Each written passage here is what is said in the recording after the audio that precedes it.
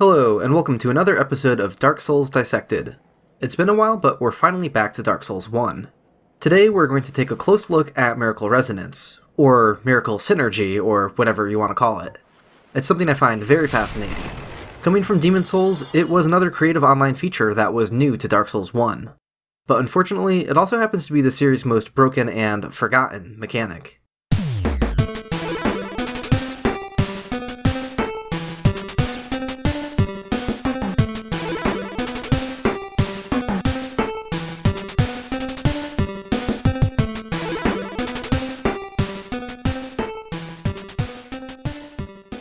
So before we explore Miracle Resonance in detail, I will have to address the elephant in the room first. A lot of people who've played Dark Souls 1 are going to say that they've either never seen this before, or they've only seen it a handful of times over a couple of playthroughs. But this isn't supposed to be a rare event like Vagrants. These floating white rings, you should be seeing them pretty often if you're online. Granted, not as much as bloodstains or ghosts, but it really shouldn't be a long wait until you find one in any PvP hotspot. So if they've been rare for you, it's because this mechanic isn't working as intended. We don't actually have any good answers as to why it isn't working correctly in Dark Souls Remastered, but we'll talk more about its legacy of being broken later. Just bear in mind that, as I'm explaining how it works, there are reasons for its rarity that aren't inherent to the core mechanics being discussed. Now with that being said, let's get started.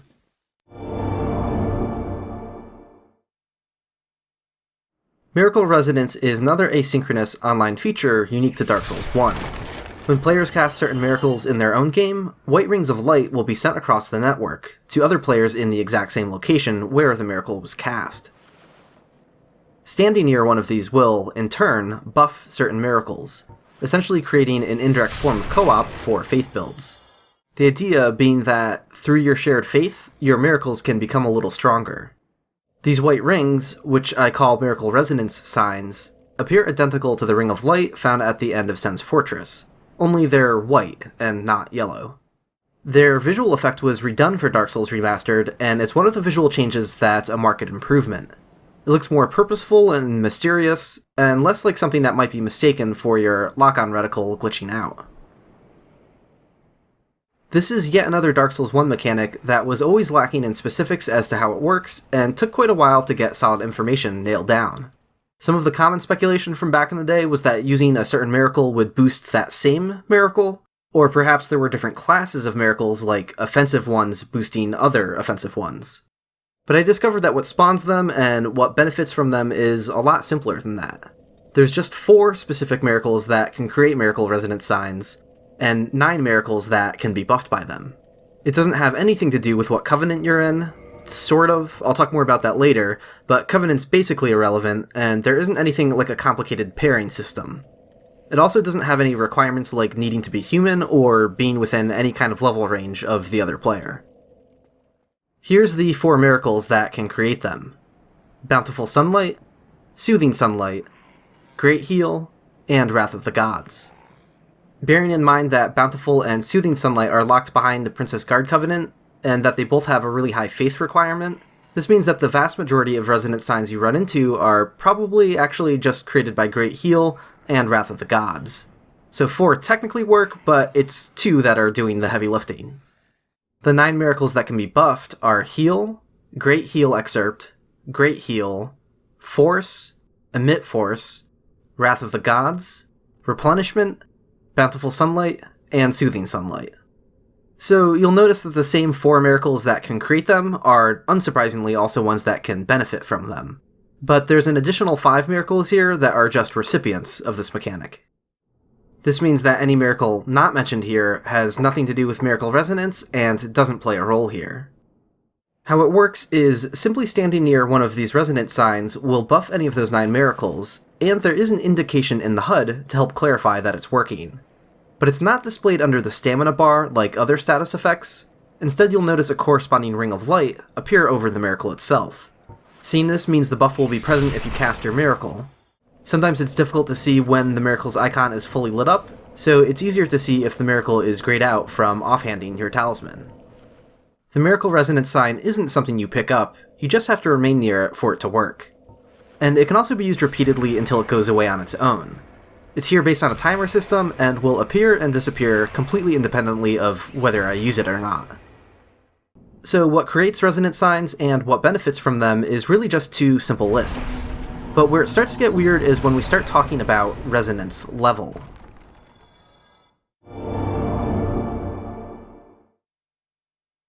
Because this is Dark Souls 1, we should expect nothing less than complicated subsystems for obscure mechanics, and we do find that here with resonance level. Well, the basic concept isn't too out there. If you stand near multiple resonance signs, you can get even stronger buffs.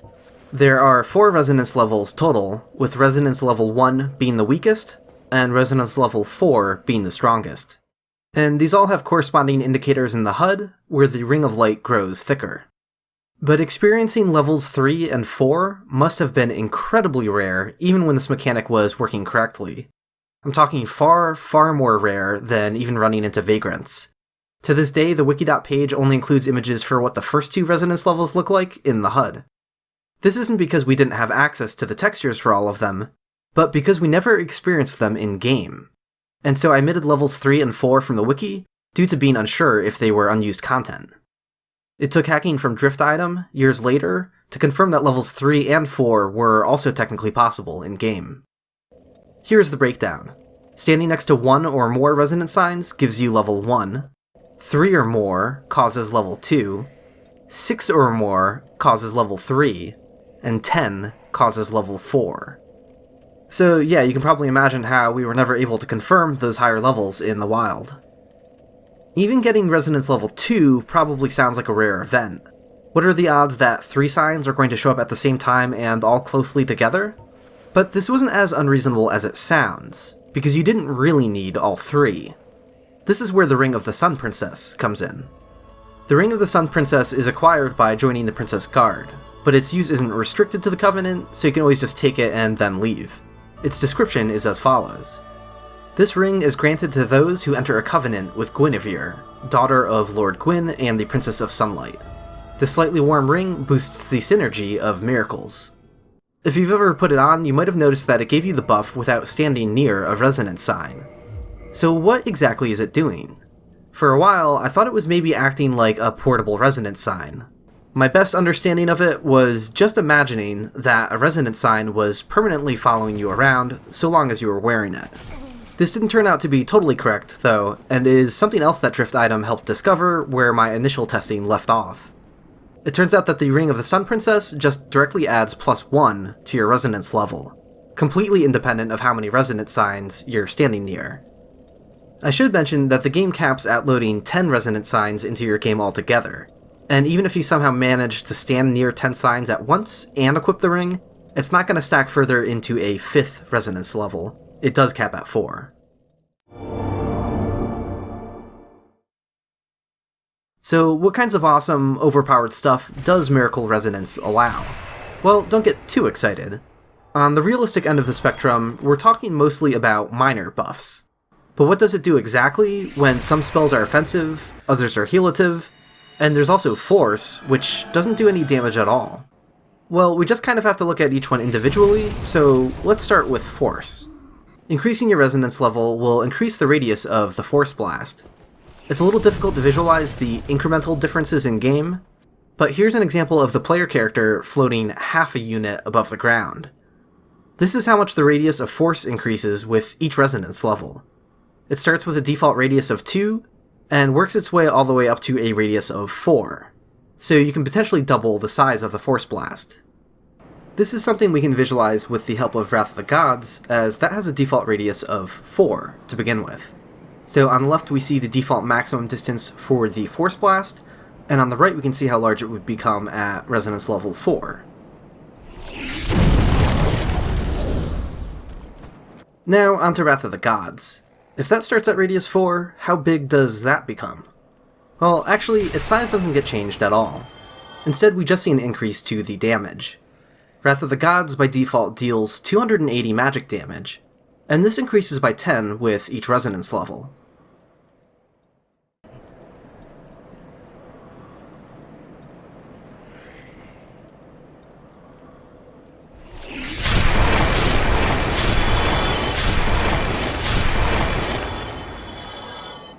Now, Emit Force happens to combine the previous two buffs, expanding both the size of the blast and its damage. It's following the same increase by 10 formula for the damage, but its size instead is only increasing by a quarter of a unit this time. Just as a quick aside, this is the first time I've happened to look at these exact numbers, and it really helps explain a lot as to why Emit Force always felt so difficult to use compared to Wrath of the Gods. Of course, we'd expect a projectile version of the spell to have to be weaker in some ways, but there really is a massive difference between the hit radii here. Again, by default, Wrath of the Gods is 4, while Emit Force is a measly 1.5, meaning its explosion isn't even half as large. Now, with the offensive miracles out of the way, let's take a look at the regenerative healing ones. There are 2 miracles that heal you over time, Replenishment and Bountiful Sunlight. These miracles both work the same and increase your health by the same amount. It gives you 10 HP per second over the course of 60 seconds, increasing all the way to 20 HP per second at Resonance level 4. So this leaves us with just 4 more healing miracles. These are all standard single refills of health, similar to Estus. And here's how they improve with each Resonance level. Again, these numbers aren't absolute. They will increase more health with scaling, but it gives you an idea for the base numbers involved. So now that we know how this is supposed to work, where did this mechanic go wrong? I mentioned earlier that this mechanic is broken in Dark Souls Remastered, but the original version of the game isn't off the hook either. As much as I'd love to give a detailed breakdown of what's wrong with it, I don't think anyone knows exactly what the source of the problem is. It seemed to work okay for the most part on Xbox 360 and PC, but it was essentially completely broken on the PlayStation 3. I remember the community reaction to seeing players stream on Xbox, while PlayStation players looked on and said, "Hey, what are those white rings exactly?" Nice one. Just take a look at this video from Oroboro in 2013 on Xbox. It gives us a glimpse of how the Forest should look when there's a bunch of people spamming Wrath of the Gods there. He even achieves Resonance level 2 on several occasions. What happened on PS3 is the game would go through phases where Miracle Resonance worked fine for a brief window of time, and then stopped working. Then the game would get patched, it would start working again, and then it would break again later on. So it wasn't updates that introduced new glitches or broke anything. Updates would actually jumpstart the mechanic, only for it to quickly die soon after. And the patch notes never really mentioned Miracle Resonance either. It was kind of a secret fix and break. It seems like something bad might have accumulated each time and messed things up. How it was broken was interesting. It wasn't always entirely absent. There were periods of time where it was locked to a specific location. Throughout the majority of patch 1.05, which was the bulk of the game's lifespan before the DLC came out a year after its release, 2 resonance signs appeared in very specific locations in the catacombs and nowhere else in-game. I'm sure you could probably find some footage of this, but here's an old cell phone photo I took showing it. This is the hallway with the last Necromancer, down by the bone wheel skeletons. The signs appeared and disappeared with uneven intervals that didn't work in the way we expect. Sometimes they'd go away, but you wouldn't have to wait long to see them come back, so they were somewhat permanently there. This suggests to me that they had their location data bugged, so what everyone on PlayStation 3 was seeing was resonance signs that should have been found elsewhere. At this point in time, the mechanic wasn't understood very well, so I took full advantage of it. I used this hallway to help craft an exact list of all the miracles that work with it. I was able to test the difference between resonance levels 1 and 2 by equipping the Ring of the Sun Princess here. So despite being broken, it was the first major breakthrough in learning some actual details about it. A few updates later, and we're left with a similar situation. To this day, you can find a single miracle resonance sign on PS3. It's now found in a particular spot in the Darkroot Forest. It's been this way ever since not long after the last patch happened in May of 2013.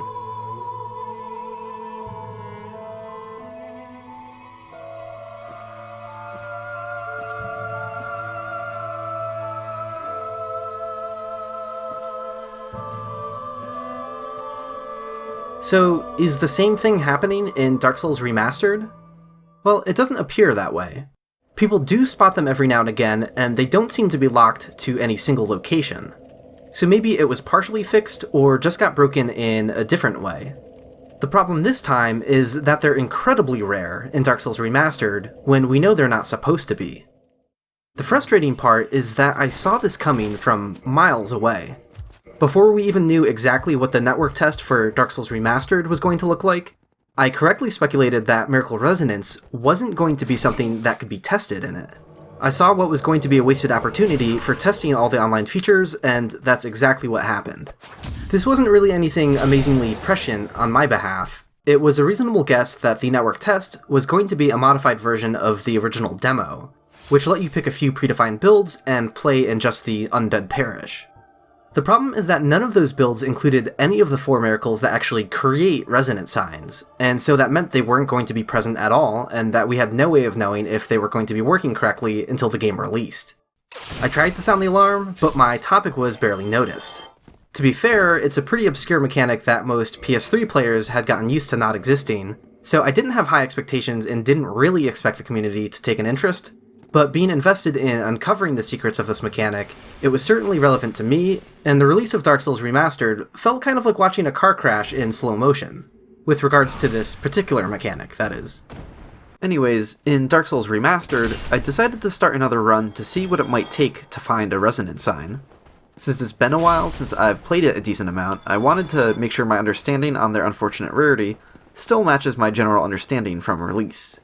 With a brand new character, I went over 15 hours without finding a single one, and within that time frame, I actually managed to run into a vagrant.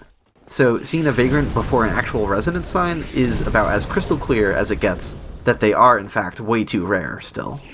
So after being unable to find any on my own, I decided to try and force one into my world, and so I set up a Wrath of the Gods spamming party. I got 4 other players to join me, and I had everyone pick a certain gravestone in the Darkmoon Tomb, and just spam Wrath of the Gods repeatedly. Katarn eventually saw this one on the 3rd gravestone, which is where I was camping out, so we know it came from me. And Cycling Sage saw one on grave number 2, so we know it came from Sunny. But it took hundreds of casts just for these 2 to come through, and none of the rest of us were having any luck.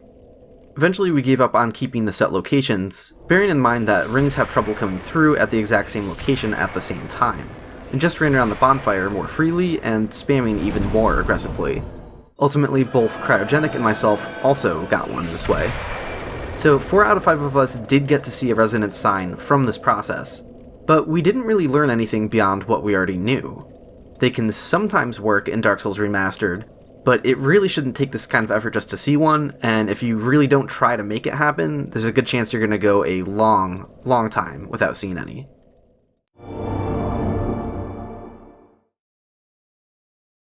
So, I have a little bit more to say about the underlying mechanics, but here's a question worth bringing up.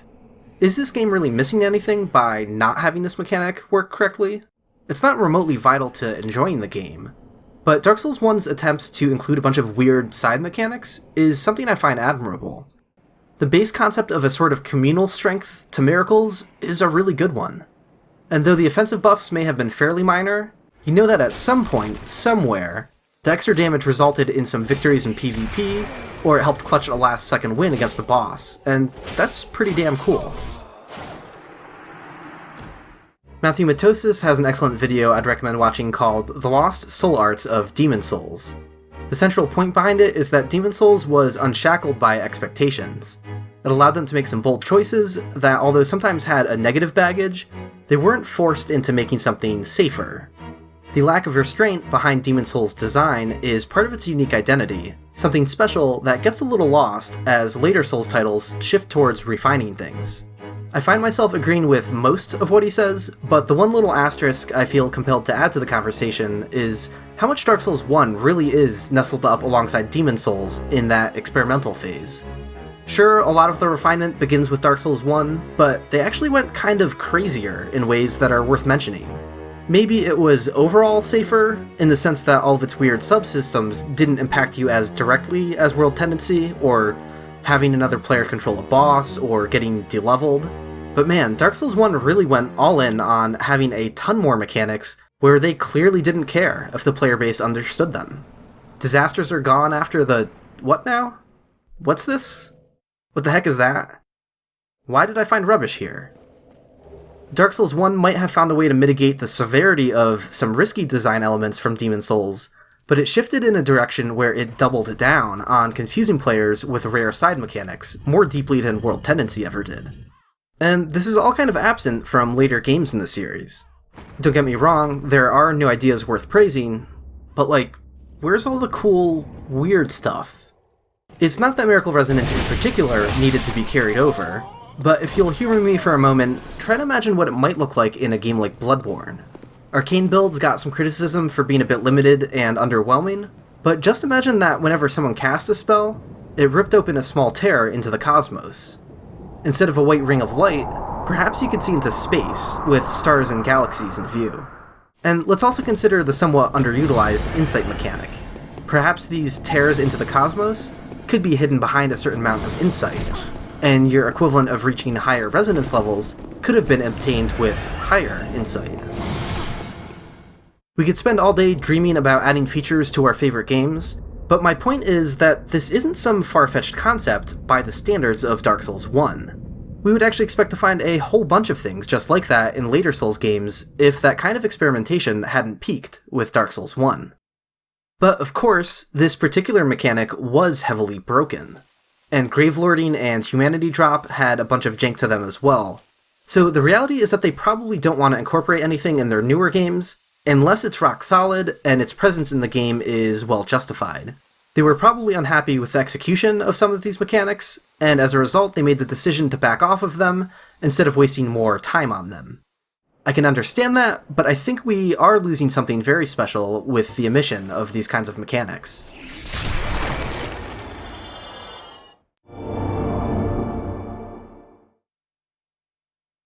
Lastly, let's try to navigate the supposed role of Covenants. Covenants are often believed to be related to Miracle Resonance in some way, but they don't play a role in how they're created or received. Anyone can send or receive them, completely independently of whether or not they're even in a Covenant at all. So once again, this is something I think a lot of players are confused about. At best, being in the Princess Guard is required to cast 2 of the 4 miracles that create resonance signs for others, but simply getting a couple miracles behind a Covenant doesn't really relate to the rest of the mechanic in a meaningful way. At least, not enough to say it's truly a Covenant-based mechanic. So where does this idea come from? Here's an early quote from an IGN article where they had access to a private channel, and they were able to test the online features themselves. I believe this is the only source of information on this. Regarding the Way of White. This Covenant is for helping out other players online. Players who are in this Covenant will automatically be drawn closer to each other on the network. This makes the above-mentioned Miracle Resonance easier to perform, as well as helps block people from antagonistic Covenants from coming closer on the network. So this is also where the idea that being in the Way of White also helps block invasions. So let's switch to talking about that for a moment to help make better sense of what I think they mean. I believe this was partially true for the original version of Dark Souls, and likely isn't true at all for Dark Souls Remastered. What happens when someone tries to invade, at least in the original Dark Souls, is that the game only takes ping into consideration. You have all the normal matchmaking parameters like level ranges, of course, but as long as there's multiple viable targets for an invader, the game doesn't take anything else into consideration besides picking whoever has the best connection with them, the lowest ping, every single time. Let's imagine a private lobby where there's only 3 players. One invader, one host who is without Covenant, and another host who is in the Way of White. If the invader has a better connection with the Way of White host, they'll literally invade them every single time, and that host's Covenant won't do anything to protect them. But that doesn't mean that what IGN said was false. The original version of Dark Souls only ever connects you with up to 20 players at a time. Debug has a display to represent this. If we turn it on, we can see one big circle in the middle, which represents us, and all of these smaller circles surrounding it represent slots for other players we can connect with. Here we can see one active connection I have. It's just someone running around in their own game at the moment, but they're a potential target for multiplayer, and we're likely passing ghosts, messages, and bloodstains around already. The important question is, how do these slots get filled? They're not all immediately filled upon logging into the game. Instead, they get filled up as you play, with new players getting added in one by one, and sometimes replacing others already in there. The Dark Souls Connectivity mod, created by Wolf2K, used its own algorithm for deciding who gets put into a slot and if anyone should be removed. Why keep the slots filled with players who have perhaps moved into a different area of the game while there's more players hanging out in the same area as you, for example? So it's possible that the Dark Souls matchmaking server filtered players in and out in a similar way, and had a priority for connecting players in the Way of White, or possibly all of the co-op covenants. If true, having less slots filled with invaders should reduce your chance for invasions, at least to some degree. Invasions aren't inherently tied to any single covenant. Someone could be in the Way of White and still invade other members with a stockpile of cracked red-eye orbs. But realistically speaking, most invaders are going to be Dark Wraiths, or Forest Hunters, or Dark Moons. So if this multiplayer system was occasionally passing over people from those covenants in favor of other players in the Helper covenants, that should have the emergent result of reducing invasions, without any priority system for the invasion attempts themselves. But the system only applies to the original version of Dark Souls. While we don't know exactly what the server looks like for Dark Souls Remastered, you're ostensibly connected to the entire player base at once. Or at the least, the player base isn't getting divided into smaller batches of just 20 players at a time. So this would mean any supposed networking benefits from covenants are almost certainly outdated and false. Unless they went out of their way to implement a completely new priority matchmaking system, but there's no evidence of that. So taking this back to Miracle Resonance, should being in the Way of White also benefit that in the original version of Dark Souls? I think the connection here becomes a lot more tenuous than the chance for reduced invasions. It is a covenant that most faith builds will join early on, so it seems like there'd be a connection, but Petrus doesn't offer any of the miracles needed to create resonance. Those are all later game miracles, where the player base is more likely to have moved on from the Way of White. Wrath of the Gods is a popular offensive miracle and will make it into a lot of players' builds, so that's just something you don't really expect to be paired to any particular covenant. And the Princess Guard was very unpopular for a variety of reasons, so any supposed better pairings on the network probably also didn't help proliferate resonance in a meaningful way there either. So this is all to say that there was an underlying multiplayer system in the original version of Dark Souls that might have tried to nudge members of certain covenants closer.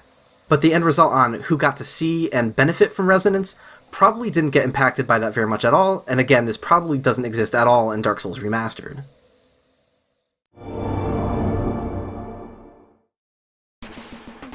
So that just about wraps up everything I have to say about Miracle Resonance. I was planning on doing a follow-up to my Mr. Gimmick episode soon, but I think I'd like to fit in one more Dark Souls Dissected first. So I'll open up another poll on my Patreon for $5 backers and above to help decide the next episode.